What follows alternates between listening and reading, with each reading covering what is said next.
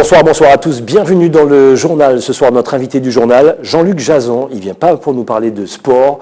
Il vient rendre hommage à son ami d'enfance. Il vient nous parler, effectivement, de Myrto Dubois, qui nous a quittés.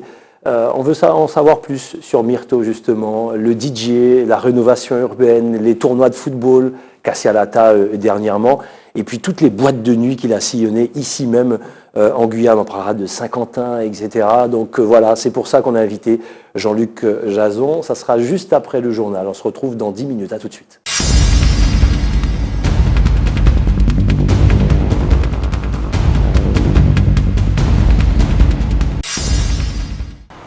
Richard Gabriel à la tête de la CCIG. Les 32 membres du bureau de la Chambre de commerce et de l'industrie de Guyane se sont réunis en assemblée générale extraordinaire pour désigner leur nouveau président. Depuis la démission forcée de Jean-Paul Lepelletier, à la suite de la condamnation du jugement de la Cour d'appel par la Cour de cassation, une condamnation, je vous rappelle, à 5 ans d'inéligibilité et 30 000 € d'amende pour favoritisme et abus de biens sociaux. Avec 27 voix pour et 4 blancs, Richard Gabriel a donc été élu avec une large majorité. François Gimel, ancienne vice-présidente de Jean-Paul Lepelletier il y a 2 ans, seconde le nouveau président. Donc nous allons avoir une réunion rapidement avec la préfecture. Je pense que ça va être aux environs du 26 ou 28 mars pour valider ce protocole d'accord et mettre en place le plan d'avenir. Richard Gabriel, successeur de Jean-Paul Lepelletier à la Chambre consulaire, aura face à lui un plan de restructuration à mener. L'inspection générale des finances a acté une remise de 26 millions d'euros par rapport à la dette du Grand Port maritime. Richard Gabriel devra poursuivre les combats entamés par son prédécesseur sur le marché unique antillais-guyanais, l'octroi de mer et bien d'autres. À Cayenne, tout le monde se prépare aux fortes marées de ce week-end. Les digues sont consolidées par la roche, objectif limiter l'inondation. Météo France a annoncé que la marée de samedi ne sera pas accompagnée de la houle ni de la pluie, mais la prudence reste de mise. Depuis plusieurs semaines, les mairies et la préfecture mènent des campagnes de prévention auprès de la population et des riverains. Chaque commune a identifié le lieu d'hébergement éventuel qui pourrait recevoir les personnes. Chaque commune a identifié et recensé les personnes et la nature des personnes sur les zones connues pour être atteintes d'inondations. Les moyens de transport éventuels ont été prévus, les moyens de ravitaillement, on en a discuté aussi. La Croix-Rouge est aussi éventuellement sur la brèche pour venir en appui dans l'aide. Les aides psychologiques ont été prévues. Enfin, je crois que là, l'ensemble des dispositions a été prévu. Et ce qui est bien, c'est que même s'il ne se passe rien ce week-end, ce que j'espère évidemment, comme tout le monde, c'est un dispositif qui pourra maintenant se mettre en place pour chacune des catastrophes malheureusement que connaît assez régulièrement la Guyane. Le mois dernier, les marées ont déjà fortement inondé les communes du littoral. Mais pour ce samedi, on s'attend à un phénomène encore plus important, qualifié de marée du siècle. Les forces de l'ordre rappellent quelques mesures de précaution. Je m'informe auprès de la mairie. Je ne vais pas sur les plages pour regarder béatement ce qu'est une grande marée. On sait tous ce que c'est que de l'eau qui monte et qui descend. Il n'y a pas besoin de s'y rendre et de mettre en danger inutilement sa famille et d'engager tout un dispositif de secours qui pourrait être engagé par ailleurs sur des choses bien plus utiles. Enfin voilà. Derrière moi, les pelleteuses s'activent pour terminer à temps les travaux d'enrochement. Les précautions restent de mise. Évitez de vous promener sur le littoral ce jour-là. C'est le dernier trimestre de cette année scolaire 2014-2015 pour les élèves de classe de 3e. C'est dans cette perspective que le collège Auguste Dédé de Remire-Montjoly a organisé ce matin sa 2e édition du Forum des métiers pour les futurs lycéens. C'est un moment important puisque ça va être le premier aiguillage qu'ils vont avoir dans leur parcours scolaire et leur projet. Alors même s'il n'est pas forcément finalisé, on sait très bien qu'il y a des passerelles qui peuvent être opérées par la suite. Mais nous essayons de répondre au mieux à leur interrogation. Pas moins de 22 intervenants de tous secteurs d'activité et des lycées de Cayenne étaient présents pour présenter les différentes possibilités de carrière aux collégiens. On essaye bien évidemment d'élargir le débat, de leur montrer l'intérêt de la profession, le tonus qu'il faut avoir, l'intérêt, le fait que ça soit une profession très variée, leur donner envie. On essaie de leur donner une passion. Ce forum des métiers est le fruit d'une activité conjointe entre les enseignants et les parents d'élèves des collèges d'Auguste Dédé et Rébert-Néron. Plus de 340 élèves des 2 établissements étaient présents aujourd'hui. Comprendre qu'est-ce qu'il y a après la troisième, c'est pas toujours bien identifié. Ensuite, repérer quels sont les cursus. Est-ce qu'ils vont faire une seconde, un lycée professionnel, technologique ou général? Donc il y a toutes ces questions. Les interventions ont été organisées sous forme de parcours pour permettre à tous les élèves d'y assister. En fin de visite, chacun a pu approfondir ses centres d'intérêt et toucher du doigt sa future vie professionnelle. C'est important pour nous les jeunes, surtout pour les personnes qui veulent choisir des métiers, sont pas sûrs. Ça m'a permis moi-même de voir plus d'intérêt. J'ai été particulièrement intéressée sur la police scientifique. C'était un domaine qui m'intéressait beaucoup, donc j'ai pu apprendre plein de choses. C'était vraiment très intéressant de savoir qu'est-ce qu'ils ont fait, qu'est-ce qui est mieux et de se faire du rêve à la une opinion. réalité, les jeunes ont pu ce matin, grâce à cette initiative, affiner leur choix et peut-être choisir définitivement leur voie. Second jour de débrayage pour les 14 agents de Guyanette à l'aéroport Félix-Éboué. Depuis le passage sous la responsabilité d'une nouvelle direction qui a obtenu le marché pour le nettoyage dans l'aérogare, les salariés estiment que leurs droits n'ont pas été respectés, les salaires ont diminué et les employés seront déplacés. Ils ont cessé le travail hier et malgré une réunion avec la direction, aucune solution n'a été trouvée. Le directeur nous explique que la chambre de commerce a donné le marché trop bas, donc ils ne peuvent pas nous garder sur nos lieux de travail. Mais par contre, ces agents qu'ils ont envoyés là, c'est pour nous apprendre à faire notre travail qu'on fait depuis 23 ans. Ce matin, Guyanette a affecté 5 nouveaux agents basés à Cayenne pour tenter de nettoyer l'aéroport. En vain, une situation tendue, la directrice est donc repartie avec les agents. Elle n'a pas souhaité faire de commentaires.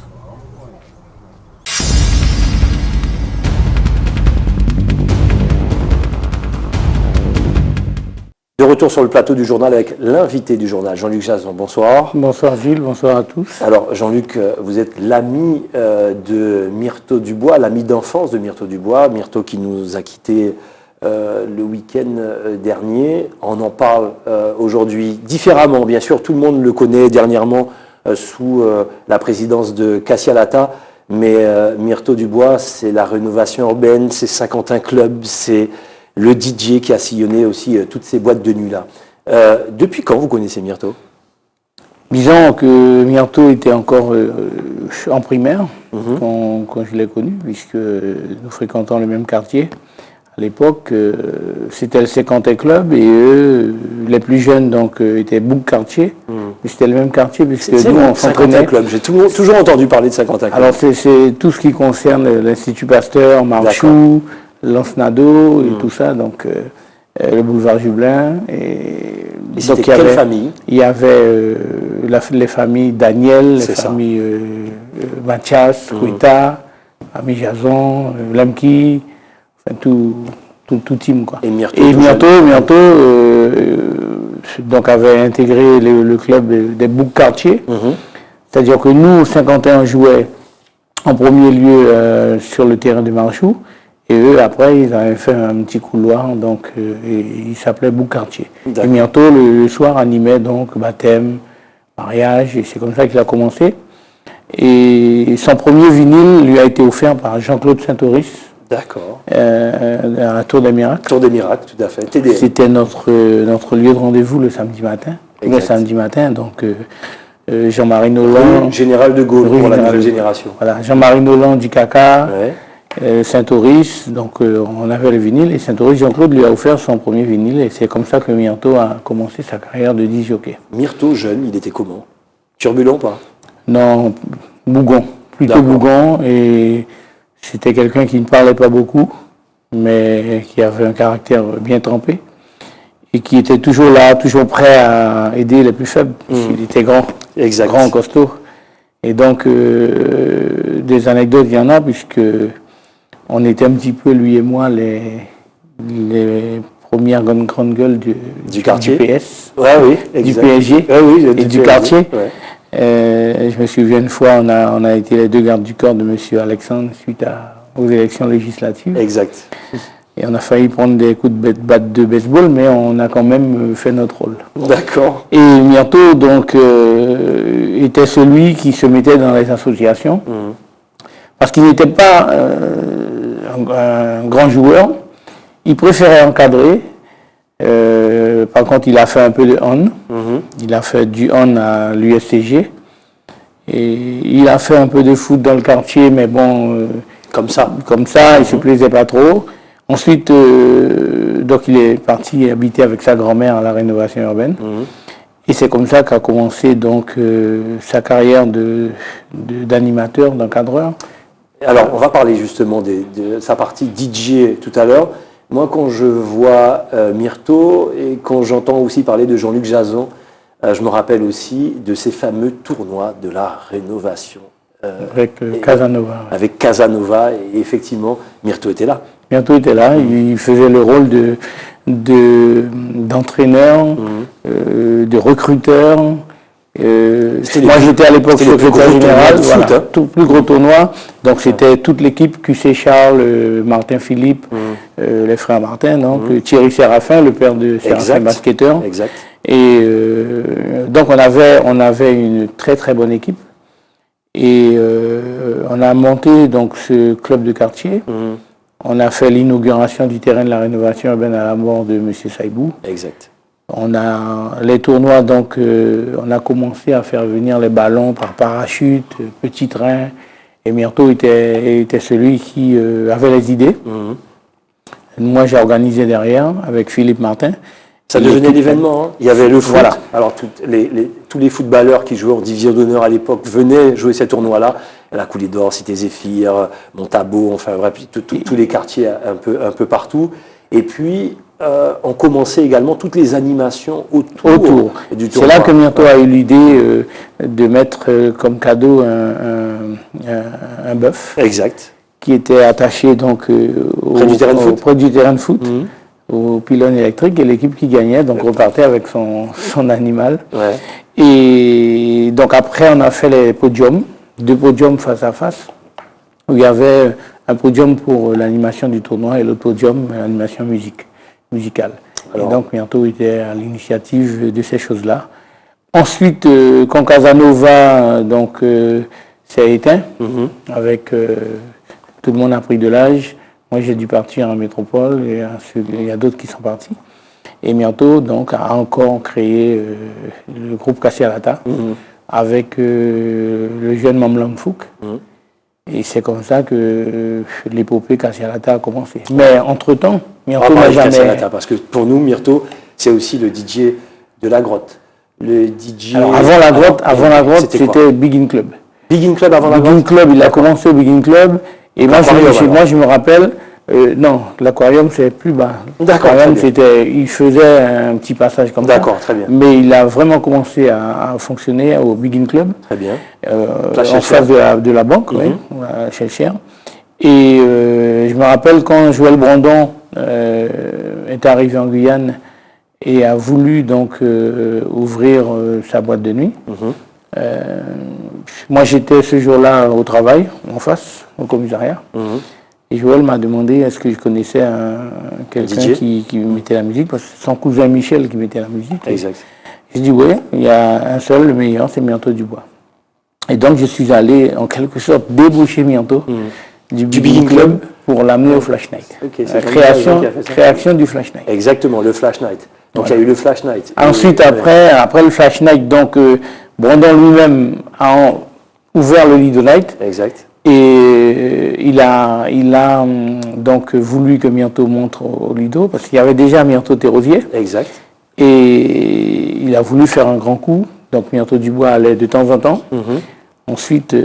toujours une clientèle qui le suivait. Voilà. Toujours. Entre-temps, il a fait le Disco Grotte. Ouais. Et au Disco Grotte, il était donc avec René Cicéron un peu.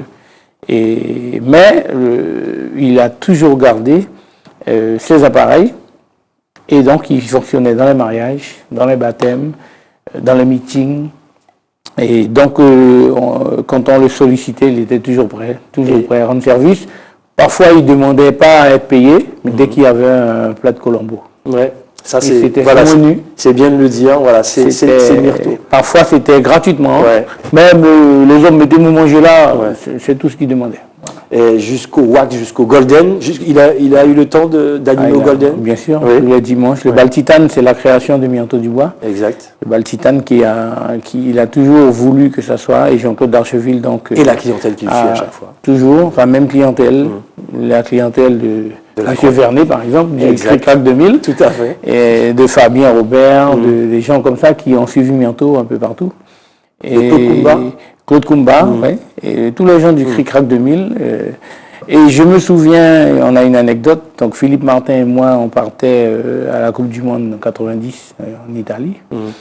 Et Myrto nous avait fait une cassette. À l'époque, c'était les cassettes.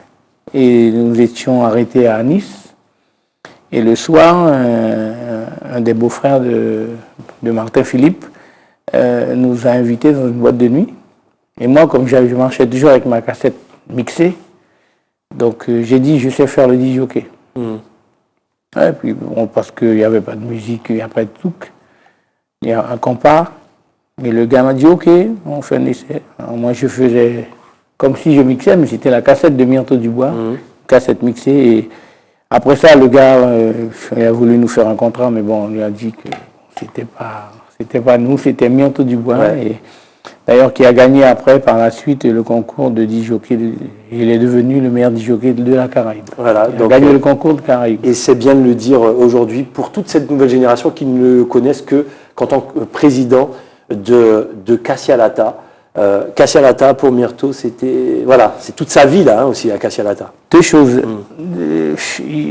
Sa vie aussi, c'était le club colonial. C'est vrai. C'était le club colonial. Et il était prêt à se battre. Et nous, pendant les matchs, on avait une équipe de blagueurs dans la tribune. Et Myrto était celui qui criait encore plus fort. Parce qu'il était un fervent du club colonial, premier supporter de Georges Théolade. Et donc c'était les boutades, les blagues, avec Georges Duboulet, avec Siburs Pierre, Tchéco, José, toute l'équipe. Et on s'amusait, donc on avait inventé un jeu à Casanova, c'était d'agrandir les trous qu'il y avait sur les t-shirts, sur les maillots. Et Myrto, il repartait souvent avec son t-shirt déchiré. D'accord. Il y avait un petit trou. Mais bon, c'était notre Dubois national. C'est ce qu'on voulait entendre ce soir, rendre hommage à Myrto Dubois pour toutes ces personnes qui ne connaissaient pas le Myrto jeune, comment il a commencé en tant que DJ également, Casanova, la rénovation urbaine, Cassialata, bien sûr. Quelle image, Jean-Luc Jazon, quelle image vous gardez de Myrto Dubois? S'il fallait mettre des mots à côté du nom de Myrto Dubois, ça serait lesquels? Je vais dire que on ne peut pas définir Myrto d'une seule façon, puisque c'était un homme, je ne l'ai jamais vu vraiment se fâcher. Il était quelqu'un qui ne parlait pas beaucoup, mais qui savait, qui connaissait. Il rentrait dans une cabine et il ressortait parce qu'il disait que le réglage n'était pas bon. Et à l'oreille, donc, il arrivait à régler toute la musique. Donc, Myrto, c'était tout simplement un monument en matière de disque jockey, en matière de père aussi, puisqu'il était papa de 4 enfants. 4 enfants, ouais. Je me souviens à la naissance de Yannick, on était parti avec le club colonial, donc il jouait en Coupe de France. Et au retour, il avait acheté une peluche énorme pour amener à son enfant.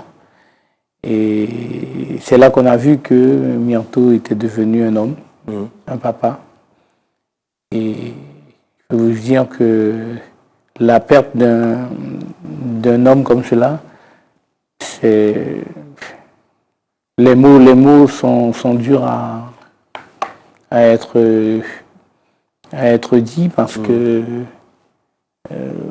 on ne sait même pas dans quel état, dans quelle situation ses parents seront samedi. Oui. Les obsèques. Les obsèques, la veillée c'est vendredi soir. C'est vendredi soir. À l'espace Tarin. Exact. Et donc l'enterrement samedi. Samedi. Parce que sa mère le groupe Kassia Lata sera présent. Voilà, sa mère est un peu souffrante, donc il faut faire attention aux suites. Et je sais que ça sera dur, mais bon. On a eu la chance de l'avoir au Golden à la fin, puisqu'il animait le samedi à Cricrac 2000 et le dimanche au Golden. Au Golden, exact. Donc toute l'équipe autour de Jean-Claude Darcheville.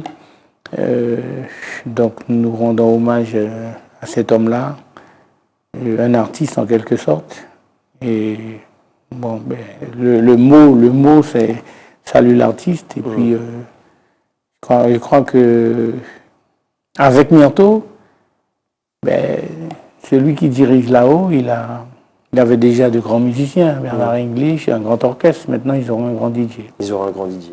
Merci en tout cas. Merci Jean-Luc Jason d'être venu témoigner autour de votre ami, Myrto Dubois. C'était important que la nouvelle génération, fan de Myrto, parce que le président de Kassia Lata, sache qui était Myrto Dubois, le papa, l'ami, le DJ également, et celui qui organisait aussi à la rénovation urbaine. Voilà, c'est toute l'équipe aussi d'ATG qui m'entoure pour saluer la famille, pour rendre hommage également à toute la famille de Myrto Dubois. On y sera vendredi, on y sera samedi également. C'est comme ça qu'on se dit au revoir. Merci Jean-Luc Jason. Merci Gilles, merci. Et à très bientôt.